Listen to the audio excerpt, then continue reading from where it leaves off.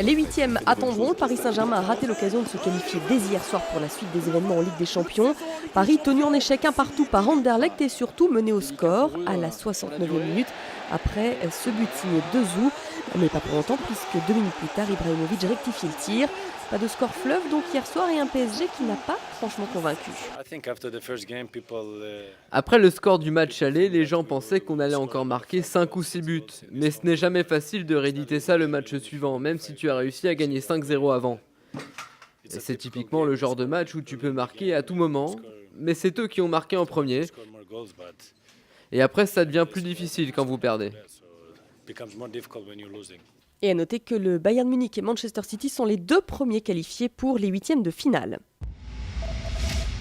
Ce soir, c'est Marseille que l'on va retrouver. Les Marseillais se déplacent à Naples et étant donné les 3 défaites précédentes, pas question d'enchaîner une 4e sous peine de sortir la tête basse et sans le moindre point de la compétition. Rien n'est joué, on jouera bien sûr et évidemment le coup à fond.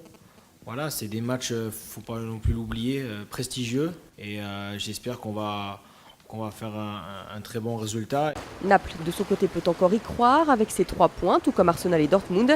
Naples, ville de foot s'il en est nostalgique toujours et encore de l'époque Maradona. Vieni, ti faccio vedere un grande tesoro, vieni. Dans une pièce cachée, au fond de son bar, Tonino garde une chose rare et tellement convoitée, le maillot de Diego Maradona, souvenir d'un match à San Paolo en 1986. Le maillot, c'était à la fin d'un match. J'ai crié 1 fois, 2 fois, 3 fois, Diego, ton maillot. Et il a enlevé son maillot et me l'a donné. Même 25 ans après, je suis encore ému quand je pense à ce moment-là. Et j'en ai la chair de poule.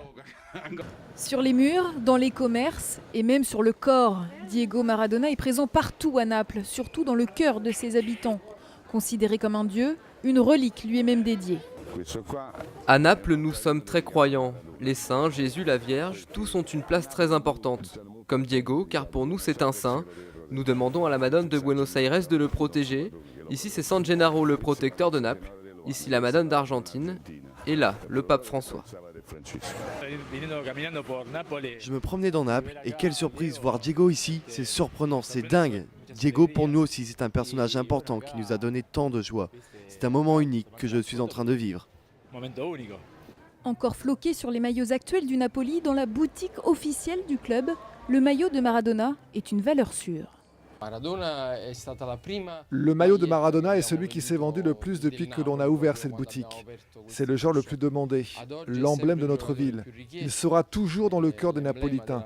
Maradona représente tout pour nous, l'amour qu'il a donné à notre ville. Pour nous, c'est le numéro 1. Il est irremplaçable.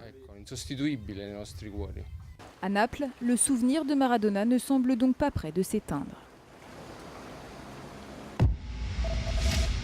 Direction Londres où se déroule le Masters. Rafael Nadal n'a pas fait de quartier face à David Ferrer.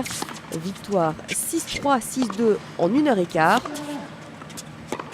Et puis après sa victoire en demi-finale à Bercy, Novak Djokovic a récidivé en battant une nouvelle fois Roger Federer. Victoire en 3 manches, c'est son 18e succès d'affilée. Il est partout.